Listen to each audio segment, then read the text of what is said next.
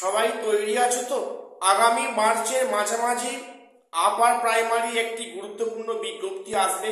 আমি সে নিয়ে আলোচনায় আসছি এবং এক্সপিরিয়েন্সের 10 মার্কস নিয়ে আগামীকাল অর্থাৎ সোমবার হাইকোর্টে কেসটি লিস্টেড হয়েছে। আচ্ছা, এই সোমবারও কি বিভিন্ন অজুহাতে শুনানি হবে না? কি মনে হচ্ছে? আমি আজকে সে নিয়ে আলোচনা করব এবং এই যে 24 আর 25 তারিখ থেকে কাউন্সেলিং শুরু হচ্ছে, এই কাউন্সেলিংয়ে অনেকে প্রার্থী পদ বাতিল হবে। কেন বললাম? তোমরা আজকে ভিডিওটা মনোযোগ দিয়ে শোনো এবং সবাই চ্যানেলটা সাবস্ক্রাইব করে দিও এমন গুরুত্বপূর্ণ এসএসসি এবং পিএসসির আপডেট সবার আগে পাওয়ার জন্য। আজকে প্রথম বলবো যে আপার প্রাইমারি মার্চের মাঝামাঝি বিজ্ঞপ্তি আসছে। সেখানে শূন্য পদ প্রায় 20,800 প্লাস। তো যদিও এটা অফিসিয়ালি খবর নয়, আমি এটা জানলাম যে কমিশনের যেটা বক্তব্য, সেখানে যেহেতু একাদশ দ্বাদশ 9-10 গ্রুপ সি গ্রুপ ডি এই সমস্ত পরীক্ষা নিয়ে তারা ব্যস্ত আছে, তাই এখন তারা আপার নিয়ে বেশি মাথা ঘামাচ্ছে না বা সেখানে শিডিউল ফিক্সড করছে না।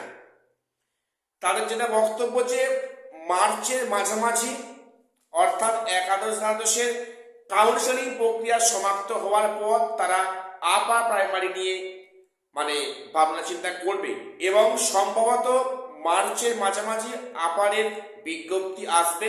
সেখানে শূন্য পদ নাকি প্রায় 20,800 প্লাস। ঠিক আছে, কাজেই তোমরা প্রিপারেশন শুরু করে দাও।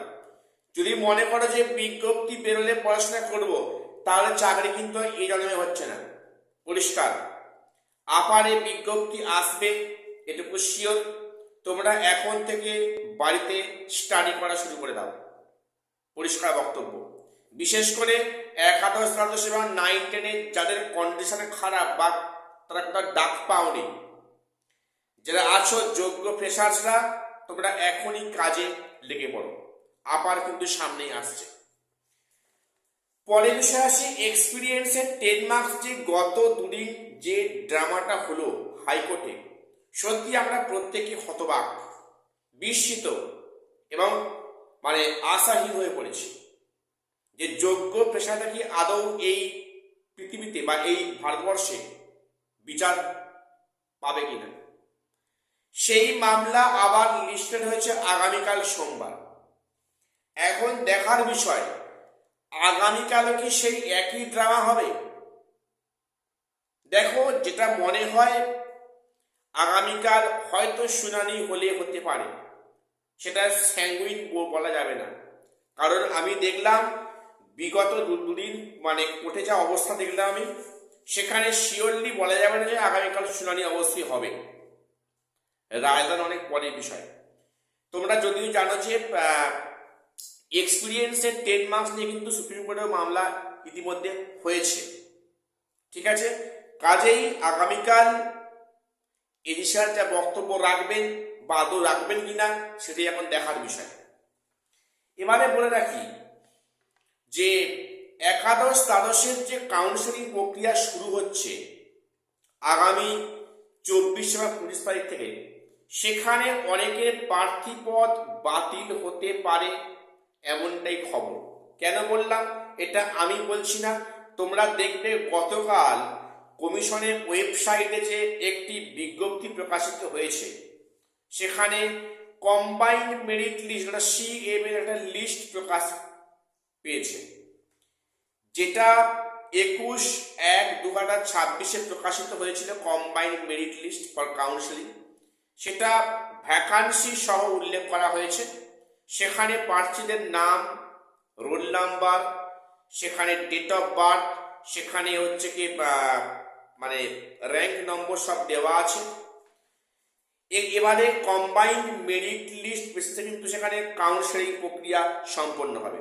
তবে হ্যাঁ, এখানে দুটো শর্ত বলা আছে। যদি কেউ কাউন্সেলিং এ প্রেজেন্ট না থাকে, সে পরে কিন্তু চাকরির দাবি করতে পারবে না। পরিষ্কার বলা আছে। এবং সেখানে আরো বলা আছে যে কোনো স্কুল যদি একবার চুজ করা হয়ে যায়, তারপরে ইচ্ছা মতো সেটা চেঞ্জ করা যাবে না, অন্যথায় তার প্রার্থী পদ বাতিল হবে। এবার নাম্বার 3 বলা হয়েছে কি, যে সেখানে যদি কেউ ভুল তথ্য প্রোভাইড করে, যে কোনো জায়গাতে যদি ভুল তথ্য প্রোভাইড করে, সেটা যদি জানাজানি হয়, সেটা যদি ধরা পড়ে, তাহলে সে চাকরি করলেও তাকে কিন্তু প্রার্থী পদ বাতিল করে দেওয়া হবে। অর্থাৎ সেখানে সঠিক তথ্য প্রদান করতে হবে এবং সেখানে স্কুল একবার চুজ করে নিলে সেটা পরে চেঞ্জ করা সম্ভব হবে না। ঠিক আছে, এটা পরিষ্কার বলা আছে। এবং তোমরা গতকালের লিস্টটা প্রত্যেকে সেখানে দেখে নেবে যে কি লিস্ট সেখানে আদৌ দিয়েছে, তোমাদের নাম আছে কিনা এবং তোমাদের মেরিটে কত নামে আছে। তোমরা সেই মতো প্রত্যেককে স্কুল স্টাডি করো।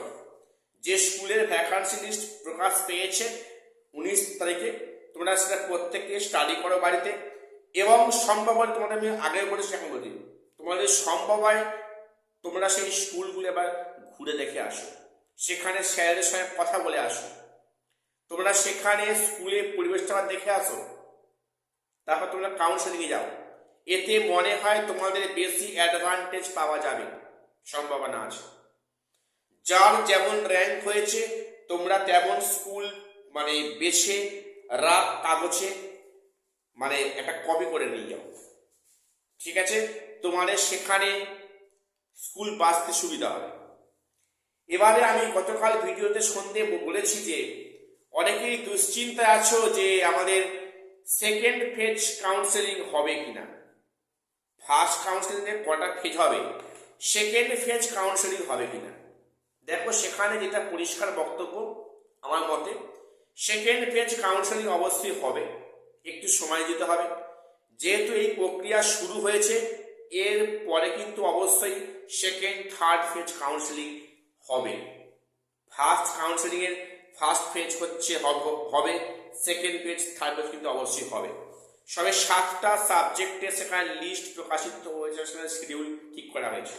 তোমরা চিন্তা করো না, প্রত্যেককে যথাসময়ে বিজ্ঞপ্তি পেয়ে যাবে এবং সেখানে তোমরা কিন্তু প্রত্যেককেই জয়েনিং করতে পারবে এই ভোট প্রক্রিয়া আগে, এমনটি কমিশনের বক্তব্য।